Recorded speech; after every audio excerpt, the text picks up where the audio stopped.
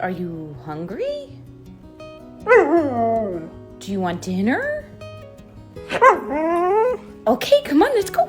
I can still clearly picture the moment his photo appeared on my screen. A thin, fragile dog standing all alone in a crowded train station somewhere in Spain. His body was so underweight, it almost didn't look real. They told us he was about a year old, still just a puppy, but there was something in his eyes that felt much older.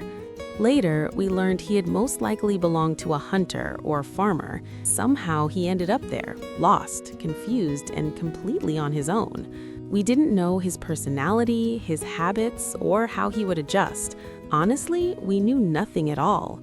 But we didn't hesitate for a second. We looked at each other and said, yes, this is our dog. The journey he made to reach us was long, over 8 hours on a flight from Madrid to New York. When we finally met him at the airport, my heart sank a little. He was even thinner than we had imagined. Every line of his body, every bone was clearly visible. Just minutes after bringing him home, he quietly walked over and leaned into us, asking for affection. There was no fear, no distance, just a simple need to be loved. The first few months were all about healing. He slept more than I ever thought possible, as if his body was finally allowing itself to rest after everything it had endured. Even the smallest, most ordinary things were new to him. Stairs, for example, completely confused him. He didn't know how to go up or down. For the first few days, we carried him in our arms, step by step. We decided to work with a professional trainer, and for months we learned together, him and us. It wasn't just about teaching commands, it was about understanding him, earning his trust, and helping him feel safe in a world that had once let him down. Slowly, everything began to change. He started to show us who he truly was. He became the sweetest, most loving soul we could have ever imagined.